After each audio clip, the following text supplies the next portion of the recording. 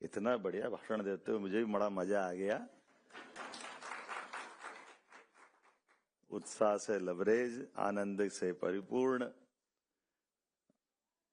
इस अवसर पर मंच पर मौजूद हमारे पीएस इंडस्ट्री श्रीमान राघवेंद्र सिंह जी, कमिश्नर सुदाम खाड़े जी, इलैया राजा जी, चंद्रमौली शुक्ला जी और रोहित भाई, तुमने भी गजब किया। कहां से लाया भाषण लिखवा के पता नहीं चला,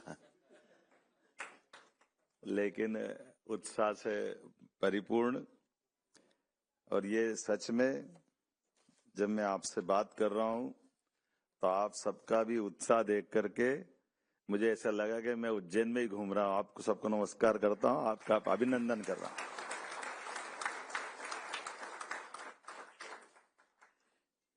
हमारे यहाँ कहावत है, हंडी के चावल सबको नहीं देखना पड़ते, एक आध दबा लो तो मालूम पड़ जाता कि ये पक गए।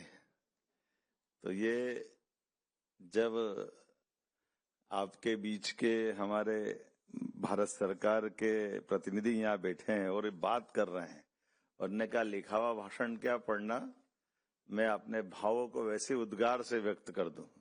तो ये नहीं पढ़ रहे थे, ये आपको मैं पढ़ रहा था, इनके बीच के संबंध पढ़ रहा था और आपकी प्रगति पढ़ रहा था। ये जो आनंद आ रहा था, जिसका रोम रोम पुलकित होकर के अपने आप से आवाज दे रहा है, ये बदलते दौर का भारत, यशस्वी प्रधानमंत्री का भारत है, जिसका आज जहां भी बासिंदा बैठा है भारत का, उसका रोम रोम एक ही आवाज दे रहा है, भारत माता की। ये जो उत्साह उमंग है, ये जो आनंद है, ये मस्ती है। हम तो ये बात सही है कि कई किलोमीटर, कई सौ किलोमीटर दूर, और आपकी तरफ देखता हूं तो कई सौ साल की तपस्या के बाद कई कारण से कितने समय हो गए अपनी मातृभूमि से दूर आकर भी, लेकिन हमारे हाथ में तो परमात्मा ने यश दिया भारतीय लोगों की, जो जहां चाहे वहां स्वर्ग बना देते हैं, उसका आनंद ला देते हैं। यही भारतीय लोगों की पहचान है। काल की नगरी महाकाल की बात बहुत बार हुई है, लेकिन जो काल को बस में कर ले, महाकाल उसी को आशीर्वाद देते हैं। तो काल उसका क्या बिगाड़े, जो भक्त हो। तो ये जो महाकाल के भक्त हैं, जो सुंदर जी ने कहा कि वो समय की गणना की नगरी उज्जैन, उसका अतीत का गौरवशाली पृष्ठ, और ऐसे कई रहस्यों से भारतीय संस्कृति को जो जीते हैं लोग, हमको देखकर सीखते हैं कि हाँ, ये भारतीय लोगों की मजा है, जिसको देख करके लोग अपना गम भूल जाए और आनंद में डूब जाए। होली दिवाली आनंद मना ले साथ साथ। ये अपनी संस्कृति की विशेषता है, जिसके रहने मात्र से किसी भी मोहल्ले, किसी गली, किसी नगर, किसी शहर, किसी भी देश में अगर एक आध भारतीय भी पहुंचता है तो वो पूरा क्षेत्र वाला आनंद में आ जाता है। और हम जानते हैं कि कुछ लोग ऐसे भी हैं जो एक आध आ जाए ऐसे तो मालूम पड़ा कि 5 लीटर के बर्तन में कोई ने एक आध बूंद नींबू निचोड़ दिया तो सबको फाड़ देता दूध को। ऐसे लोग भी है आज के इस दौर में। लेकिन हम भारतीय लोगों की जो पहचान है, आज यशस्वी प्रधानमंत्री के नेतृत्व में, मैं अभी उनसे इतिहास भी पूछ रहा था, ये समझ भी रहा था। वास्तव में स्पेन बहुत ही अच्छा देश, और उसके आनंद हमको मालूम है। जैसे दूध में शक्कर मिल जाती, ऐसे आपके आने से इसके आनंद और बढ़ गए। ये एहसास हो रहा है कि हाँ, भारत के लोग स्पेन के अंदर भी, बार्सिलोना में भी जो आनंद बढ़ा रहे हैं, ये हमारे लिए कुल मिलाकर के भारत की संस्कृति को जानने समझने वाले लोग जो भारत को जीते हैं, उनसे ही मालूम पड़ता है। इसके हमारे ऐसे हजारों लाखों उदाहरण हैं। मैं तालमेल मिला रहा था कि मैं आकर आपसे कोई बात कहूं, उसके पहले दिन भर अलग अलग प्रकार के व्यापार व्यवसाय की, राज्य की प्रगति की। वैसे तो ये मेरी 7 दिन की यात्रा, इसका आज 6ठा दिन चल रहा है, लेकिन ये आलोक जी लाहौर को भूल गया। मैं माफ करना आलोक जी, ये जरा आनंद ऐसा आया कि इधर से उधर तक एक ही लग रहा है। जोरदार आनंद करें आलोक जी के नाम कर ऊपर तालियां बजाएं। इंडियन कम्युनिटी लीडर बार्सिलोना के हैं आलोक जी, मस्ताने हैं। हमारे लिए सौभाग्य की बात है, हमारी संस्कृति सूर्य संस्कृति से भी जुड़ती है और सूर्य संस्कृति के साथ कदम कदम पर हमारे लिए जैसे सूर्य का प्रकाश निकलता है और सारी सृष्टि में प्रकाश छा जाता है, तो ये लोग और वो लोग आनंद में डूब जाए, वही आलोक है। जोरदार अभिनंदन करो आलोक जी के लिए। जो लोग भी सुधारे परलोक भी सुधारे, उसी का नाम आलोक है। जो हमारे अपने जीवन में कई सारे लोग कई समझ पाते नहीं समझ पाते पता नहीं, लेकिन जितना समझ पाते वो हमारी संस्कृति में रोम रोम से निकल करके आता है। कि जैसे हमारे बीच में कोई देश की पहचान बताए एक आध लाइन में, तो कैसे बताएगा? तो वो भांगड़ा का बहुत अच्छा गीत की फिल्मी लाइन समझ में आएगी, ये देश है वीर जवानों का। देखो आप क्या इसके अपने आप में एहसास होता है, ये रोने गाने वालों का देश नहीं है, ये उत्साह उमंग भरने वाला देश के नागरिकों का समय है। ऐसे समय में जब यशस्वी प्रधानमंत्री के नेतृत्व में दुनिया भारत की तरफ देख रही है और भारत अपनी अलग अलग प्रकार से सब प्रकार की पुरानी चुनौतियों के बाद भी वास्तव में देश ने जो अच्छाई के आधार पर, अपनी सच्चाई के आधार पर जो साख बनाई है, जोरदार अभिनंदन माननीय मोदी जी के लिए करें, नरेंद्र मोदी जी के लिए।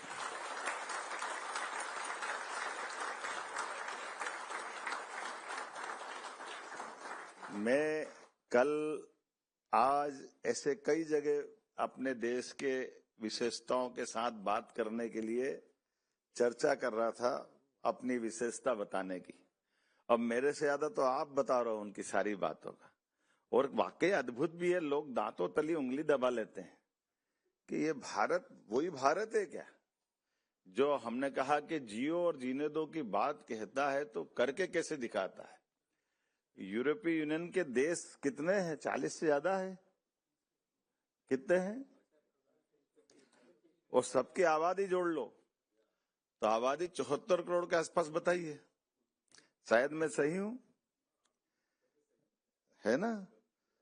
और ऐसी इतनी बड़ी आबादी में उस देश की विशेषता अगर भारत से इस बात को देखो कि हाँ, भारत वो देश है जो 80 करोड़ नागरिकों को अपने खुद के भंडार से सबके लिए अन्न की व्यवस्था कर रहा, भोजन की व्यवस्था कर रहा है। ये हमारी अंदर की ताकत दिखाई दे रही है कि हमारे आज बदलते दौर में भारत की आर्थिक प्रगति की बात देखो तो सारी दूर में दुनिया में कहा 2014 के पहले भारत 11वें नंबर पे था और अभी मैं भाषण दे रहा हूं तब तक 4थे नंबर पे। और ये माननीय मोदी जी की चुनाव का ये संपन्न होगी यात्रा, तब तक भारत 3रे नंबर पे पहुंच जाएगा। ये कम बड़ी बात नहीं, जोरदार अभिनंदन करो। ये बदलते दौर का भारत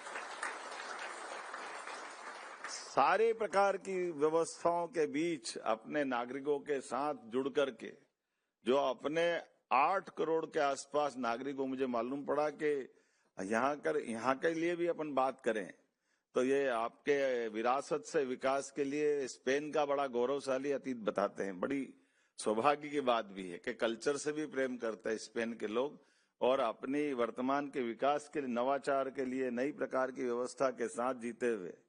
लेकिन अगर इस पूरे मामले में देखें तो विरासत से विकास की ओर तो हमारे बहुत सारे एक जैसे विचार, एक जैसी अपनी राजनीतिक यात्रा के वो सब इथिक्स भी जुड़ते हैं।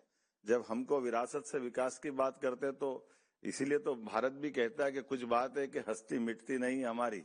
इकबाल क्या कह रहे हैं? यही तो कह रहे हैं कि हाँ, हमारी अपने अंदर की अच्छाइयां ऐसी है।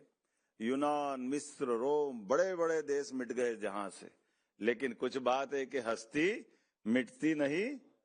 ये जो हमारी अंदर की अच्छाई है, हम तो जीने के लिए भी इसी परमात्मा को यश देते हैं कि परमात्मा करे कभी कोई ऐसा हमसे जीने का कोई प्रश्न पूछे तो हम हमेशा जीने के लिए दूसरे की भलाई में अपना जीवन लगाने वाले लोग, अपना आनंद बांटने वाले लोग हैं कि हाँ, हम जीने के लिए किसी की मौत के जवाबदार नहीं हो सकते, हम तो जीने के जवाबदार हैं। इसीलिए फिल्मी एक फिर गाने की लाइन याद आती है कि जोत से जोत जगाते चलो, प्रेम की गंगा बहाते चलो। ये हमारे अपने केवल बोलने के भाव नहीं है, ये हमारे जीवन पे उसको धारण करने के भाव है। और इसीलिए जब मैं आपसे बात करने आया हूं तो अपने मध्य प्रदेश की विकास की बात भी हमारे बीच में से आपने कुछ संक्षिप्त अलग अलग इसकी फिल्मों की रचनाओं के आधार पे भी देखा होगा कि मध्य प्रदेश देश का मध्य तो है ही, लेकिन आपका भी इस देश के साथ, प्रदेश के साथ वही संबंध है जो मेरा संबंध है। आपके साथ उस रिश्ते को, आपके साथ उस गहराई को बांटने भी आया हूं, और ये भी बांटने आया हूं कि हाँ, हम हमारे क्षमता से, योग्यता से, आपने गुजारे प्रत्येक समय के साथ उस सारी कठिनाई के आरों अवरों से आपने अपनी जो पहचान बनाई है यहाँ, क्योंकि ये बात सही है कि हमारे बीच में से मुट्ठी भर रेत से जो सुख की कामना होना चाहिए, रेत में भी जंगल में मंगल करने का काम हमारे सारे अनिवासी भारतीयों ने किया है, जो अपना घर छोड़ के यहाँ आए, और अनजान जगह पर अपनी साख बनाना, ये पहचान बनाना, और अपनी पहचान से वो भारत के लिए भी एक तरह से केवल वो एम्बेसडर नहीं है, आप भी राजदूत हैं भारत के, जो जहां भारतीय खड़ा है वहां से वो अपनी पहचान बनाता है। इसलिए आज के इस बदलते दौर में भारत जब एक वैश्विक ताकत की तरफ भी बढ़ रहा है, आर्थिक महाशक्ति की तरफ भी बढ़ रहा है, और भारत का बढ़ना किसी के लिए कभी चुनौती नहीं हो सकता है।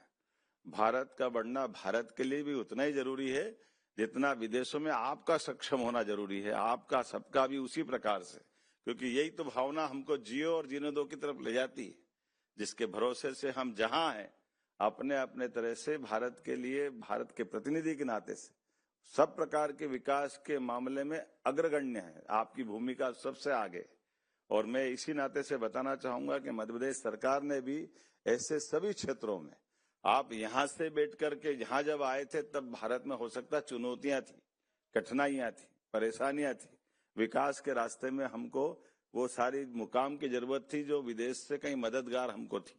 लेकिन आज बदलते दौर में भारत सहित सभी राज्यों के अंदर माननीय मोदी जी ने वो सारी अनुकूलता बनाई है। कई सारे ऐसे प्रयोग भी हो गए जो मेरे बारे में बता रहे थे। मैं अभी हाल यहाँ कल से तो स्पेन पे हूँ, लेकिन ये बात सही कि मुझे फल की दुकान वो तो नहीं मिली जहाँ मैं डिजिटल पेमेंट कर दूं, लेकिन वहाँ फल ठेले सब्जी वाले क्या मिल रही है। ये बदलते दौर का भारत है, ये जो टेक्नोलॉजी को अपनाने के लिए कितनी तेज गति से। अभी एक ही बात बताइए, केवल हमने अपने छोटे से छोटे आदमी को डीबीटी नहीं कर रहा है, यहाँ मैं अगर निवेशकों के बीच में भी बात कर रहा हूँ तब ये बात बता रहा हूँ कि मध्य प्रदेश ने अपनी एमएसएमई की, हैवी इंडस्ट्री की पिछले 5 साल, 7 साल, 8 साल तक की भी देनदारी करना थी, जिसको हमारे कमिटमेंट के आधार पर इंडस्ट्रियां लगी थी मध्य प्रदेश में। तो हमने कहा कि हाँ, हम आपको इस प्रकार से ये छूट देंगे, और छूट भी नगद में देंगे। और नगद में भी कैसे देंगे? डीबीटी के माध्यम से, जैसे गरीब से गरीब आदमी के भी उसके हक के पैसा सीधे डीबीटी से उसके खाते में जा रहा है।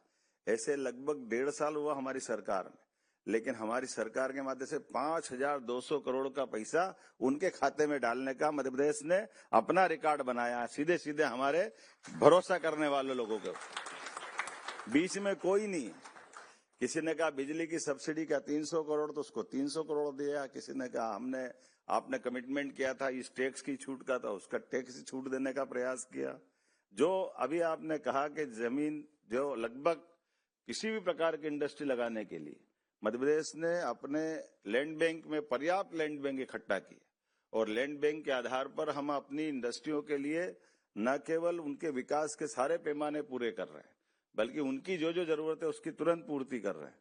पिछली बार तो मैं विदेश में कहाँ गए थे राघवेंद्र सिंह जी, किसी ने जमीन मांगी थी अपने, हम तो विदेश में ही थे, हमने ऑनलाइन सारी पेपर प्रक्रिया करके जाने के पहले उनको कागज का लंदन में उनको अधिकार पत्र दे दिया कि अब हमारी आपको जो फैक्ट्री लगाना वो यही है, जमीन का अधिकार पत्र दे रहे हैं आपको, हमको दोनों को भारत जाने की जरूरत भी नहीं।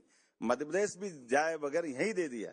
जैसे अभी हाल हमारे उच्चायुक्त जी ने बताया है, क्या हमने यहाँ एमओयू कर लिया, क्योंकि जब अपने ही तो कहते कि तुरंत दान महाकल्याण, करनी है तो तुरंत ही करो, काहे की देर करना है।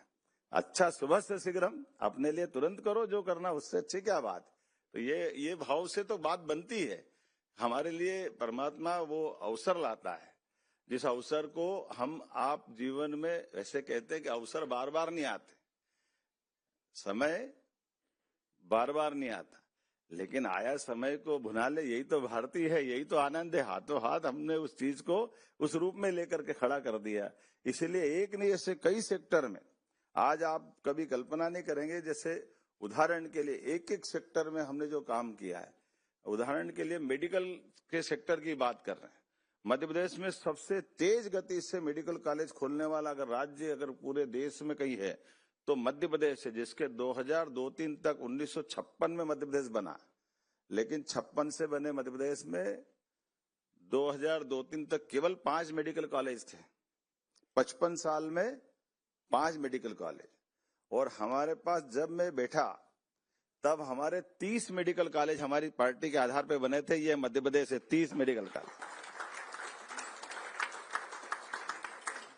और ये भी थोड़ा कम है, जब तक 13 प्राइवेट और 17 गवर्नमेंट के मिला करके। लेकिन आज की स्थिति में 1-1.25 साल में 7 मेडिकल कॉलेज हमने अभी हाल खोल दिए। ये आज 37 मेडिकल कॉलेज हो, और 2 साल के अंदर 50 मेडिकल कॉलेज होंगे।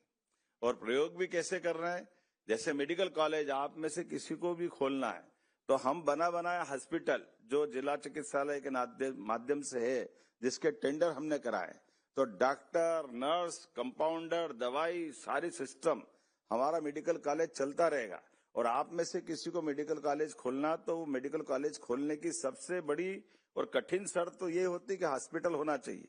तो हॉस्पिटल हमारी तरफ से रहेगा, और उसके साथ बगल में कॉलेज बनाने के लिए 25 एकड़ जमीन लगती, तो 25 एकड़ जमीन केवल 1 रुपए में हम देने को तैयार है, और हॉस्पिटल फ्री में चलाने के लिए देने को तैयार। केवल 1 रुपए में आप अपनी जमीन लेकर के आप मेडिकल कॉलेज बनाइए, 2 साल तक उस हॉस्पिटल का उपयोग कर लीजिए। आप अपने बलबूते पर 2 साल में जो फीस लगने वाली है बच्चों के लिए, कभी आप कल्पना करना कि मध्य प्रदेश और देश माननीय मोदी जी के नेतृत्व में कैसे बदल गया। बच्चे भी पूरे देश के अंदर मेडिकल कॉलेज में जो मेधावी बच्चे हैं, जो 12th में 75% से ऊपर नंबर लाए, और नीट में वो नंबर तो लाए, लेकिन मेडिकल कॉलेज की, सरकारी मेडिकल कॉलेज की फीस तो 5-7 लाख रहती है, लेकिन प्राइवेट मेडिकल कॉलेज की फीस 60 लाख, 70 लाख, 80 लाख, जरा ज्यादा होती है। ऐसे में वो बच्चा गरीब है और उसके पास पैसे नहीं है। तो हमने कहा कोई बात नहीं, हमारे अपने राज्य के अंदर डॉक्टर तो बनेगा, तो हमने ऐसे सारे बच्चों की पूरी फीस सरकार से भरने का निर्णय लिया कि हम भर देंगे फीस, लेकिन डॉक्टर बनाने वाले। इसके एक पंथ 2 काज हो रहे हैं। वो टैलेंट वाला बच्चा अगर डॉक्टर बनकर के तैयार हो रहा है तो ये हमारे लिए सौभाग्य की बात है। उसकी MBBS की डिग्री हो रही है, वो एक तरह से मानवता की सेवा करेगा। और फिर हमने उसकी फीस के बारे में भी कह दिया कि ये भी केवल एक तरह से एजुकेशन लोन टाइप है, उसके मन पर दबाव नहीं होना चाहिए कि हमने फ्री में पढ़ाया। जब वो वापस डॉक्टर बनने के बाद नौकरी करने की सोचेगा तो सरकार उसको 5 साल लगातार काम करने का मौका देगी कि बेटा अब तू पैसा चुका देना, कोई बात नहीं, अगले तेरे भाई को फिर मौका मिलेगा। ये लगातार क्रम चलता रहेगा, ताकि हमारे बीच में ये जो अच्छाई की बात है। और इतना ही नहीं, कल जैसे हम इंडिटेक्स की उस फैक्ट्री में गए थे, उनके अच्छे नियम उनने बताए कि हमारे लिए आजकल ये जो खासकर उत्पाद, मुझे लगता है टेक्सटाइल की बड़ी, वो अपने आप में बड़ी कंपनी है, और उस बड़ी कंपनी ने कई सारी बातें सोच के चली। तो उन्होंने कहा भाई अब ग्रीन एनर्जी भी गया जमाना के, कोयले से खोद करके बिजली बनाना, उससे पर्यावरण खराब होता है, खदानों में मजदूर डूब जाते हैं, बहुत सारी तकलीफें बढ़ती है। तो ग्रीन एनर्जी की बात ही उन्होंने कहा आप, और कब तक, उन्होंने कहा इससे हमने सर कंपनी में तय किया कि 40 तक वो सब चीजों से छूट जाएंगे। हमने कहा 40 किसने देखा। हमारी सरकार ने निर्णय किया कि 32 लाख किसान हमारे यहाँ है, 30 लाख रेगुलर किसान है, 2 लाख हमारे अस्थायी टेम्परेरी कनेक्शन वाले किसान है। हम 3 साल के अंदर सभी किसानों को बिजली के सोलर पंप देकर के बिजली के झंझट से मुक्त करा रहा हूं, और सोलर से भगवान सूर्यनारायण का इतना प्रकाश है अपने राज्य के ऊपर कि वो अपनी बिजली खुद उत्पन्न करे और अपने आप में ग्रीन एनर्जी से अपने खुद के सोलर पंप चला ले, घर की बिजली भी चला ले। तो एक तरह से ये ऐसे कई wind energy, solar energy, pump storage, और इसके माध्यम से पूरे देश में आपको जानकारी इतना ही देना चाहूंगा, आज की स्थिति में मध्य प्रदेश में बिजली सबसे सस्ती पूरे देश में कहीं बन रही है तो मध्य प्रदेश में बन रही, बल्कि दिल्ली की मेट्रो की बिजली भी अगर जा रही है तो मध्य प्रदेश से होकर जा रही है। मुझे इस बात की प्रसन्नता, उसकी ट्रेन चलाने में भी करंट मध्य प्रदेश से लग रहा है। और ऐसे कई प्रयोग, कई सारी विकास के मामले हैं कि यहाँ बैठे बैठे आप अपना काम भी करते रहे और आपकी भी इच्छा होती कि हाँ हम अपने इस सोलर पार्क में कहीं को अपना पैसा इन्वेस्टमेंट करना चाहते हैं, तो आपके लिए भी वही छूट है। इतने प्रकार से उसमें 2 मेगावाट से लगा के 100 मेगावाट, तो 100 मेगावाट से 2000 मेगावाट तक सब प्रकार की व्यवस्था में आपके बीच में स्वस्थ कंपटीशन कराते हुए सीधा एमओयू कर रहे। और एमओयू की इतनी अपने आप में गंभीरता भी है बिजली के लिए कि जैसे हमने आज से 15 साल पहले जब एमओयू किया था किसी व्यक्ति के साथ मिलकर के 14 रुपए यूनिट बिजली लेंगे, तो हम उसको 14 रुपए का भुगतान कर रहे हैं। भले आज हमको 4 रुपए में बिजली मिल रही तो 4 रुपए में भी हम देने को तैयार है, जिससे कमिटमेंट है सरकार के माध्यम से। तो जो ऐसे निवेशक जो अपने यहाँ काम करते करते मध्य प्रदेश में भी निवेश करना चाहते, उनके लिए भी वो सारी अनुकूलता हमारे तरफ से देके चल रहे हैं। ऐसे एक नहीं कई प्रकार के आज बदलते दौर में जिस प्रकार से हमारे अपने राज्य के अंदर एडिकेटेड एरिया, सिंचाई का रकबा 1956 में केवल 7 लाख हेक्टेयर था। और बताऊंगा तो थोड़ा अटपटा लगेगा, कभी कभी ऐसा लगता है कि मैं किसी जगह ऐसी बात बोलूंगा तो ये अपन कांग्रेस बीजेपी की बात तो नहीं करते, क्योंकि बाहर तो हम इकट्ठे ही हैं, लेकिन ये बोलने में आश्चर्य तो लगेगा सही, लेकिन ध्यान जाएगा कि कहाँ हमारा 1956 में, आप तो आजकल तो चैट जीपीटी का जमाना है, आप खोल के देखोगे तो 1956 में गेहूं 94 रुपए कुंटल था, और वो गेहूं आज हमारे 2002-03 तक मध्य प्रदेश में जब माननीय दिग्विजय सिंह जी की सरकार थी तो 550 से 600 रुपए कुंटल में बिक रहा था। यानी किसानों की प्रोग्रेस 55 साल में केवल 500 रुपए कीमत बढ़ी उनकी। और उसके उल्टा आज की स्थिति में जब मैं आपसे बात कर रहा हूं, आज की स्थिति में 2600 रुपए कुंटल गेहूं खरीद रहे हैं हम अपने किसानों के लिए। ये 20 साल में 2000 रुपए कुंटल का हमने बढ़ावा दिया। और आज भारत के अंदर सबसे ज्यादा फसल उत्पादन करने में पंजाब के बराबरी में अगर कोई काम कर रहा है कोई राज्य तो मध्य प्रदेश से मुझे इस बात की प्रसन्नता है। इतनी तेजी से हमने न केवल फसल के सेक्टर, सभी सेक्टर में समान रूप से आगे बढ़े। और आप कौन सा क्षेत्र छूटेगा जिसमें मैं बात करूंगा तो डिफेंस सेक्टर से लगा करके हमारे बीच में आज अपने स्पेन के अंदर बहुत सारे प्रकार से जो हमने संभावना वाले क्षेत्र निकाले। जैसे आपने कहा मैं एग्रीकल्चर सेक्टर की बात कर रहा हूँ, हार्टिकल्चर की बात कर रहा हूँ। हर एक सेक्टर में बराबरी से उत्पाद को बढ़ावा देते हुए सरकार बहुत जबरदस्त रूप से तो फूड प्रोसेसिंग, एग्रो इंडस्ट्री के हमारे अलग अलग प्रकार के mega food park, cold chain, warehouse जैसी सुविधाएं तैयार है। आईटी और डिजिटल सेक्टर में भी हमने बहुत तेजी से इंदौर, भोपाल जैसे सेक्टर में आप अगर दिन में देखेंगे तो आईटी के लिए हमने अपने कभी कल्पना नहीं करेंगे। इंदौर हमारा सबसे महंगा शहर है और महंगे शहर में भी महंगे में सबसे ज्यादा तो MR10 की कीमत है, लेकिन MR10 के ऊपर भी आईटी के सेक्टर को प्रमोट करते हुए 1/10 कीमत पे हम जमीन देने को तैयार है। तो ये जो अपना डेटा सेंटर या आईटी पार्क केवल इंदौर में बन रहे थे, अब केवल इंदौर में नहीं, इंदौर, उज्जैन, भोपाल, ग्वालियर, जबलपुर, यहाँ तक कि रीवा ऐसे स्थान पर भी आईटी पार्क हमारा बन रहा है। तो हमारे युवाओं को भविष्य की दृष्टि से रोजगार भी मिले, उनके टैलेंट के बलबूते पर वो अपनी खुद की साख भी बनाए और मध्य प्रदेश और देश को आगे बढ़ाए। तो सरकार के माध्यम से सभी प्रकार के हमारे सपोर्ट के उनकी ताकत की आवश्यकता है। इसलिए कौशल विकास के मामले, अभी जब हम बैठे थे तब हमारी यूनिवर्सिटियां 1956 से लगाकर 2002-03 तक केवल 12 यूनिवर्सिटी थी।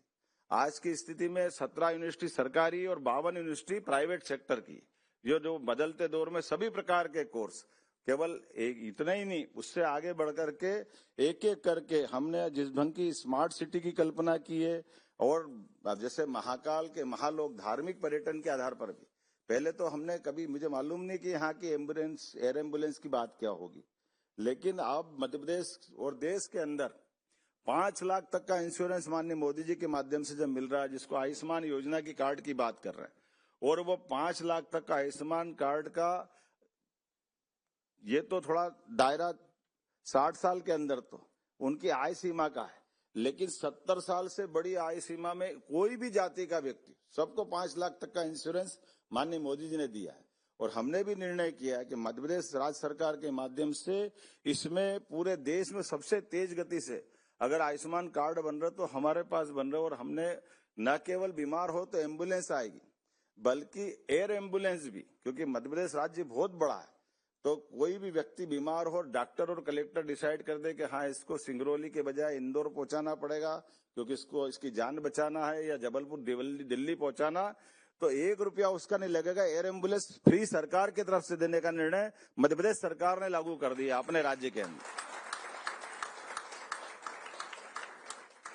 मानव मूल्यों के आधार पर हमारी जो केवल बोलने की बात नहीं, कोई चौराहे पे घायल है और घायल है, किसी करंट से एक्सीडेंट हो गया और घायल आदमी को हॉस्पिटल पहुंचाना है, 1 घंटे के अंदर अगर वो पहुंच जाता है तो उसकी जान बच जाती।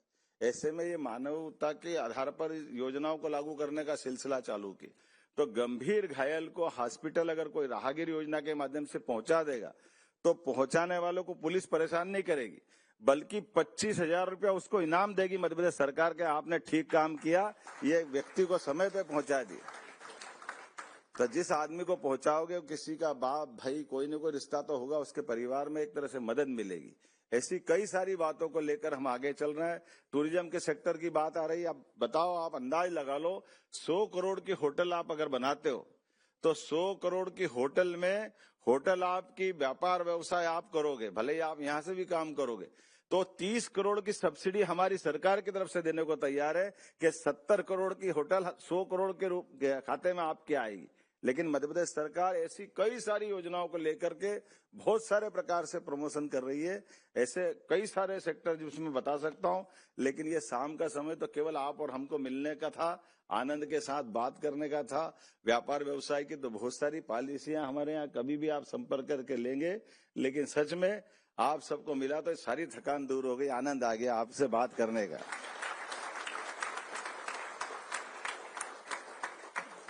तो आज के इस अवसर पर आप सबका वंदन, अभिनंदन, बहुत बहुत धन्यवाद।